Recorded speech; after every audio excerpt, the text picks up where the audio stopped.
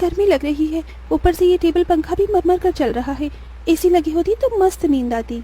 तभी पंखा चलते चलते जोरदार आवाज करके बंद हो जाता है, जिसकी आवाज से गरीब सत्यकाम का परिवार जाग जाता है। आज ये इतनी तेज आवाज कैसी थी? क्या मालूम चंदा, पर ऐसा लगा जैसे कुछ टूट गया।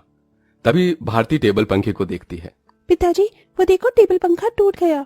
पंखा टूटा देखकर पूरा परिवार दुख जताने लगता है। हे भगवान, ये क्या, एक और परेशानी बढ़ा दी तूने हम गरीबों पर। ये टेबल पंखा ही तो इस गर्मी में हमारा इकलौता सहारा था।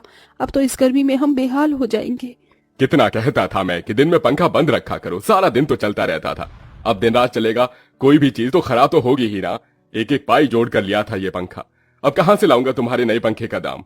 इसीलिए तो कहती हूँ पिताजी कि घर में एक एसी लगवा दो, गर्मी भी नहीं लगेगी और नींद भी अच्छी आएगी। ये सुनकर गरीबी से झुंझलाया सत्यकाम अपनी दूसरी बेटी भारती को डांट लगाते हुए बोला, अरे चुप कर तू भारती, तेरा बाप कोई सर्विस वाला थोड़े है जो लाख रुपए महीना कमाता है। जब देखो एसी एसी एसी कहते रहती है। ये एसी सोफा सब अमीरों के घरों में होता है, हम गरीबों की औकात में नहीं है खरीदना। अजी अब जाने भी तो बच्ची है, अब भी चलो सब सो जाओ। आस पड़ोस वाले भी इतनी रात में हम गरीबों के घर में से हल्ला गुल्ला होता सुनेंगे तो क्या कहेंगे। जैसे तैसे सब गर्मी में सो जाते हैं, लेकिन अपने गरीब माँ बाप बहन को गर्मी से बेहाल देखकर वो गरीब बेटी रात भर खुद सो भी नहीं पाई।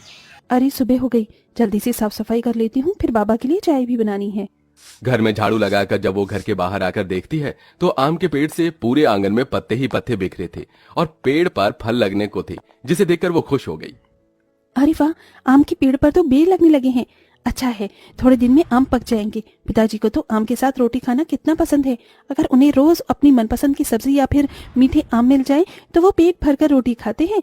लेकिन इस गरीबी में नमक रोटी और चटनी रोटी खाकर ही गुजारा करना पड़ रहा है। इस घर की बड़ी बेटी होते हुए भी मैं अपने गरीब माँ बाप के लिए कुछ भी नहीं कर पा रही हूँ। मेरे प्यारे आम के पेड़, मैं उनके लिए कुछ करना चाहती हूँ। खास करके भारती की ख्वाहिश है कि हम अपने घर में एसी लगवाएं। सबसे पहले मैं अपनी कमाई से अपने घर में एसी लगवाऊंगी। गीतू रोज ही अपने आंगन में लगे उस आम के पेड़ से अपना सुख दुख बांटती थी। वो पेड़ जैसे उसके परिवार का हिस्सा बन चुका था, क्योंकि गीतू ने 5 साल की उम्र में आम की गुठली बोई थी और हर दिन उसमें खाद पानी डालती, जिसे आज पेड़ इतना विशाल और फलदार था। पेड़ के नीचे हर कुछ दिनों में घास उगाती, जिसे गीतू जुगाड़ लगाकर कभी घास की चटाई तो कभी कालीन बुना करती थी। गीतू, मैं और तेरे पिताजी जमींदार के खेत पर जा रहे हैं काम करने। माँ, आप और पिताजी अपनी खेती खुद क्यों नहीं उगाते? वो जमींदार तो यही चाहता है कि हम गरीब लोग सारी जिंदगी उसकी गुलामी करें। तभी तो धूप में वो आपसे गधों की तरह काम करवाता है और सिर्फ 100 रुपए ही देता है पूरे दिन के। पिताजी, आप ही तो कहते हैं ना कि हम गरीब किसान मिट्टी से सोना उगाते हैं। हाँ बेटिया, लेकिन एक गरीब के लिए 2 रोटी कमाना रोज की कठिन चुनौती होती है, जिसे पार करना पड़ता है। सत्यकाम और चंदा चिलचिलाती कड़ी धूप और गर्मी में खेत पर आते हैं, जहाँ जमींदार ठाठ से कुर्सी पर बैठा था और नौकर छतरी लिए खड़ा था। ओहो, बाप रे बाप, कितनी गर्मी है, आग बरस रही है। इतनी गर्मी में तो एसी की ठंडी हवा छोड़ने का मन ही नहीं करता। राम राम मालिक। अरे भाड़ में गया तेरा राम राम, यहाँ गर्मी से मेरा कचूमर निकला जा रहा है। कहाँ मर रहा था? हाँ, अब तक कहाँ मर रहा था? चलो दोनों मियाँ बीवी खेत जोतने में लग जाओ, उठाओ हल। जी मालिक। बेचारे दोनों कड़ी धूप में उतनी बड़ी जमीन में हल जोतते हैं, उनके माथे से टप टप पसीना बहता जाता है। अजी शाम हो गई, आज तो मालिक दिहाड़ी देने के डर से आए ही नहीं। उनकी हवेली चलकर मांग लेते हैं। पंखा ठीक भी तो कराना है, वरना गर्मी में गुजारा नहीं होगा। दोनों जमींदार के घर आते हैं, जहां जमींदार पांव पसारे एसी की चिल्ड ठंडी ठंडी हवा खा रहा था। ओहो, क्या मजा आ रहा है। एसी में भैया मजा बहुत है। अरे सत्यकाम, तू यहाँ? जी मालिक। पैसे दे दीजिए। ये पकड़ 200 और चल दफा हो जा।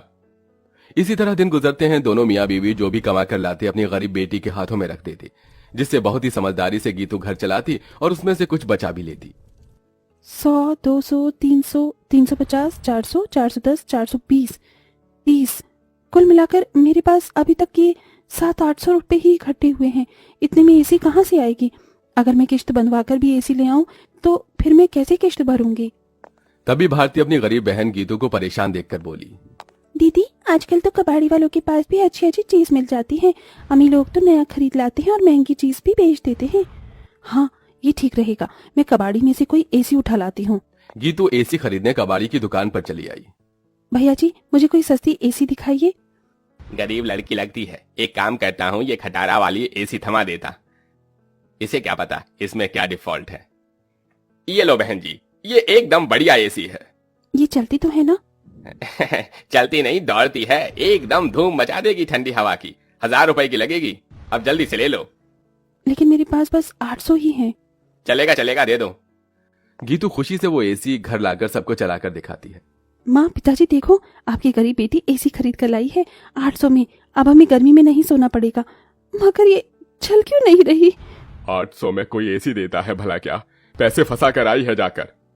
सब मुंह बनाकर सो जाते हैं और गीतू पेड़ के पास आकर रोने लगी। मेरे प्यारे आम के पेड़, वो कबाड़ी वाला मुझ गरीब के पैसे खा गया। ये एसी चल भी नहीं रही। मुश्किल से 1-1 रुपया इकट्ठा किया था। गीतू को रोते देखकर पेड़ बोलने लग जाता है।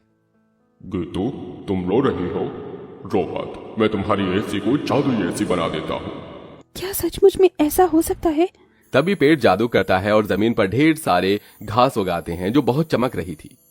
गीतू, इस जादुई घास को मैंने अपनी शक्ति से उगाया है। इसे एसी में लगा दो, ये एसी जादुई हो जाएगी। गीतू बिल्कुल वैसा ही करती है। तभी घास का एसी बनकर पूरा होते ही सुनहरी चमक से भरकर चल पड़ता है और पूरे घर को बर्फ के जितना ठंडा कर देता है। माँ, पिताजी, भारती देखो, एसी चलने लगी। पूरा गरीब परिवार घास के एसी को चलते देखकर चौंक जाते हैं। अरे देखो चंदा, हमारी बिटिया ने घास की एसी बनाई है। हाँ जी, लेकिन ये घास की एसी कैसे चल रही है? ये एसी कूलर तो बिजली से चलते हैं। तभी जादुई घास एसी के आंख कान मुंह बन जाता है। एसी इठलाकर बोला, क्योंकि मैं जादुई घास का एसी जो हूँ।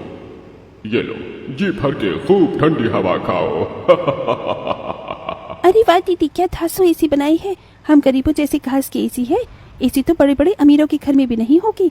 अब हम गर्मी में एसी की ठंडी हवा में सोएंगे। तभी चंदा रोते हुए बोली, बिटिया, अगर दिन भर इस एसी की ठंडक में ही सोते रहेंगे तो कमाएगा कौन?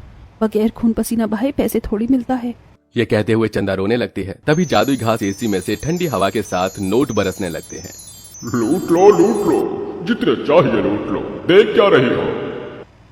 अरे रामा, ये जादुई घास की एसी तो लक्ष्मी मैया का रूप है।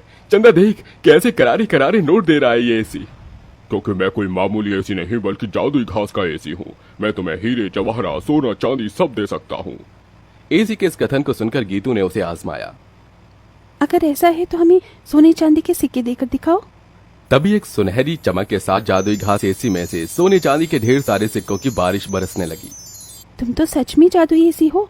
माँ, अब आपको उस जमींदार की गुलामी करने की जरूरत नहीं। अब हमारे पास जादुई घास का एसी है। दोनों मियाँ बीबी खुशी से फूट फूट कर रोए।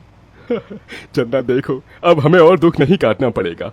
न किसी की ये गालियां खाकर गुलामी करनी होगी। ये जादुई घास की एसी हमें बंधुआई से छुटकारा दिलाने आई है हमारे घर। जाओ सत्यकाम, इन सिक्कों से कर्ज चुका दो। सत्यकाम ने जादुई घास एसी से मिले सिक्कों को बेचकर सबका कर्जा भर दिया और उसने पंखा, कूलर, एसी की अपनी दुकान खोली, जिससे गरीब भी कम दाम पर एसी खरीद सके। उस गरीब बेटी के बनाए जादुई घास एसी ने उसके गरीब परिवार का भाग्य बदल दिया।